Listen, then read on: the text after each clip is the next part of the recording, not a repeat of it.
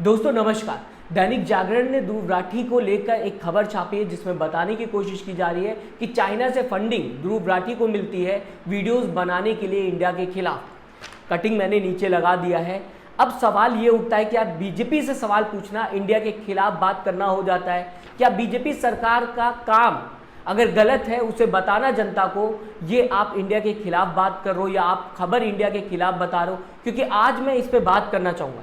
सिर्फ ध्रुव राठी के साथ ही नहीं, कई और पत्रकारों के साथ, कई पॉलिटिशियन के साथ ऐसा देखने को मिला। जब वो बीजेपी के खिलाफ गए तो बता दिया गया कि वो देश के खिलाफ जा रहे हैं। क्या बीजेपी ही पूरा देश हो गई है? और अगर बीजेपी पूरा देश है तो इस बार तो पूरी सीटें आनी चाहिए थी, किसी और को सीटें मिलनी भी नहीं चाहिए थी, लेकिन ऐसा देखने को नहीं मिला। यहाँ तक कि मोहन भागवत का भी बयान सामने आया है जहाँ पे वो बीजेपी के खिलाफ कहा जा सकता है बयान देते हुए नजर आए। अहंकार पे बात किया कि असत्य का प्रयोग किया गया है, बात विपक्ष की करते हुए नजर आए, इंपॉर्टेंस बताते हुए नजर आए। ऐसे में ये कह देना कि बीजेपी के खिलाफ अगर कोई बात कर रहा है तो वो देश के खिलाफ बात कर रहा है, क्या सही हो जाता है?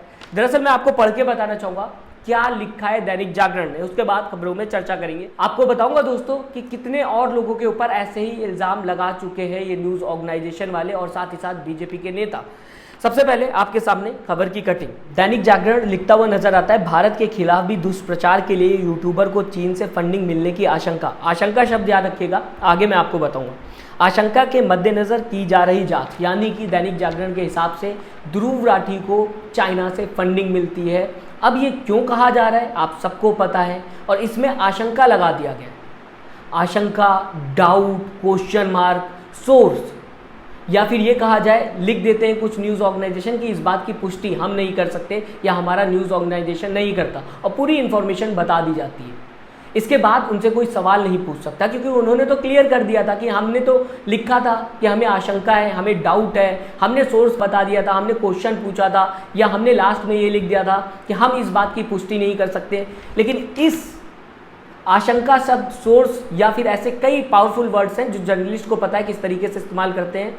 जर्नलिस्ट से इसके बाद कोई सवाल नहीं पूछ सकता और इस आधार पर पूरी खबर बना दी जाती है, जैसे कि दैनिक जागरण बनाता हुआ नजर आ रहा है। इससे पहले भी ध्रुव राठी के ऊपर कई सवाल उठते हुए दिखाई दिए। उन्हें पाकिस्तानी बताने की कोशिश की गई, उनकी वाइफ को पाकिस्तानी बताने की कोशिश की गई। व्हाट्सएप पे पूरी मिस इन्फॉर्मेशन फैलाई जा रही थी धड़ल्ले से। व्हाट्सएप यूनिवर्सिटी पे ज्ञान ध्रुव राठी के खिलाफ फैलाया जा रहा था कि वो पाकिस्तान से रिलेटेड है, इस वजह से बीजेपी से सवाल पूछते। लेकिन आज न्यूज़ ऑर्गेनाइजेशन ऐसा करते हुए दिखाई दे रहा है। इसका बेस क्या है? व्हाट्सएप यूनिवर्सिटी से आया हुआ ज्ञान है। सवाल तो ये भी उठता हुआ दिखाई देता है, जिस व्हाट्सएप यूनिवर्सिटी के मैसेज को फैलाया जा रहा था उसके बाद रवीश कुमार ने उसे लेकर ट्वीट किया था और बताने की कोशिश की थी ये पूरी तरीके से मिस इन्फॉर्मेशन।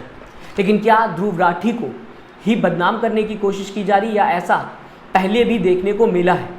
पहले भी पत्रकारों के ऊपर सवाल उठे हैं, बताने की कोशिश की गई कि उन्हें चाइना से फंडिंग मिलती है क्योंकि उन्होंने बीजेपी से सवाल पूछ लिया, सरकार से लगातार सवाल पूछते हुए दिखाई दिए, जर्नलिज्म करते हुए दिखाई दिए, निष्पक्ष पत्रकारिता करते हुए दिखाई दिए। आपको दोस्तों बताना चाहूँगा, न्यूज़ क्लिक को लेकर एक खबर सामने आई थी जहाँ पे बताया गया था, कुछ महीने पहले की बात है, कि न्यूज़ क्लिक को चाइना से फंडिंग मिलती। इसे लेकर बीजेपी नेता न्यूज़ क्लिक के ऊपर प्रहार करते हुए दिखाई दिए थे, कई बीजेपी नेता, साथ ही साथ जांच भी होते हुए दिखाई दी थी। लेकिन अब जो खबर सामने आ रही है वो आपके सामने रखना चाहूँगा। द हिंदू लिखता हुआ दिखाई दे रहा है। सुप्रीम कोर्ट ने क्या कहा है आपके सामने पढ़ के बताना चाहूँगा, कटिंग मैंने लगा दिया। देखिए किस तरीके से मिस इन्फॉर्मेशन फैलाई जाती है। वो जर्नलिस्ट जो सरकार से सवाल पूछते हैं उनके ऊपर प्रेशर बनाने की कोशिश की जाती है और बाद में कुछ नहीं निकलता है। द हिंदू लिखता हुआ दिखाई देता है, Supreme Court finds NewsClick founder Kabir Purkayastha's arrest invalid. यानी कि सुप्रीम कोर्ट ये मानता है कि न्यूज़ क्लिक के जो फाउंडर हैं उनको जो अरेस्ट किया गया था वो पूरी तरीके से वैलिड था, मतलब वो सही नहीं था जो अरेस्ट किया गया था न्यूज़ क्लिक के ओनर को। और किस मुद्दे पे अरेस्ट किया गया था? कि उन्हें चाइना से फंडिंग मिलती है, ये आशंका थी जिसे लेकर कई सवाल उठाए गए थे। और साथ ही साथ इसके आगे द हिंदू लिखता हुआ दिखाई देता है, says Supreme Court says he is entitled to be released from custody.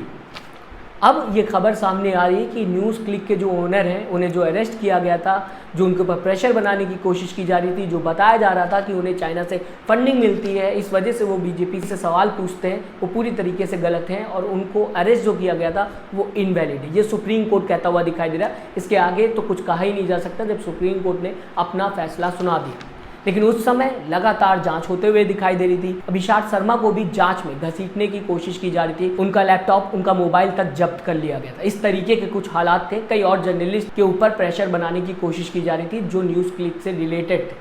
आज सुप्रीम कोर्ट ये बता रहा है कि जो न्यूज़ क्लिक के ओनर हैं उनके ऊपर प्रेशर जो बनाया जा रहा था, जो उन्हें अरेस्ट किया गया था, वो इनवैलिड है। लेकिन कई दिन उनके जेल में बीत गए। उस समय जो हुआ वो प्रेशर बनाने की, कहा जा सकता है, कोशिश थी, मिस इन्फॉर्मेशन थी, जो सुप्रीम कोर्ट में प्रूफ होता हुआ दिखाई दिया। साथ ही साथ अब बात करना चाहूँगा राहुल गांधी। ये तो जर्नलिज्म की बात हो गई, उन लोगों की बात हो गई जो सरकार से सवाल पूछते हैं, जिसमें ध्रुव राठी का नाम था, अभिषाक शर्मा का नाम था, न्यूज़ क्लिक के ओनर के नाम था। राहुल गांधी के ऊपर भी कई बार इल्ज़ाम लग चुका है कि वो देश के खिलाफ बयान देते हुए विदेश में नजर आते हैं, क्योंकि उन्होंने बीजेपी पर सवाल उठाए, विदेश में जाकर बताने की कोशिश की कि बीजेपी सही तरीके से काम नहीं कर रही, बताने की पेगासुस को लेकर कोशिश की कि उन्हें लगता है कि उनका मोबाइल भी ट्रेस हो रहा है। जिसके बाद कई तरीके के मैसेजेस राहुल गांधी के खिलाफ चलाए गए, कई वीडियोस राहुल गांधी के खिलाफ लाई गई, जहां पर यह बताया गया कि राहुल गांधी देखिए विदेश जाकर देश के खिलाफ बयान देते हैं। क्या बीजेपी के खिलाफ बात करना, बीजेपी जिस तरीके से काम कर रही है, अगर कोई खुश नहीं है और अपनी राय रखता है तो क्या वो देश के खिलाफ बात करता है? क्या बीजेपी ही देश हो गई है?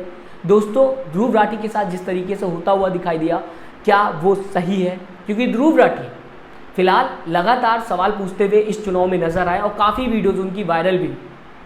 अब दैनिक जागरण ये लिखता हुआ दिखाई दे रहा है कि ध्रुव राठी जो है उनको चाइना से फंडिंग मिलती है। अभिषाक शर्मा को लेकर भी यही कहा जा रहा था, क्योंकि वो न्यूज़ क्लिक से जुड़े हुए थे, जांच होते हुए दिखाई दे रही थी। न्यूज़ क्लिक के ओनर के साथ भी यही हुआ, राहुल गांधी के साथ भी इसी तरीके का बर्ताव होता हुआ दिखाई दिया। क्या बीजेपी से सवाल पूछ लेना गलत हो जाता है? क्या बीजेपी को अब पूरा देश मान लेना चाहिए? क्योंकि बीजेपी से जो भी सवाल पूछता है उसे एंटी नेशनल बताने की कोशिश की जाती है। आप पूरी खबर को किस तरीके से देखते हैं, मैं चाहूँगा अपनी राय ज़रूर दीजिएगा, हमें बताइएगा आपकी राय क्या है। साथ ही साथ दोस्तों, चैनल को सब्सक्राइब और वीडियो को लाइक करना ना भूलिएगा। अपना दोस्तों ख्याल रखिएगा। नमस्कार।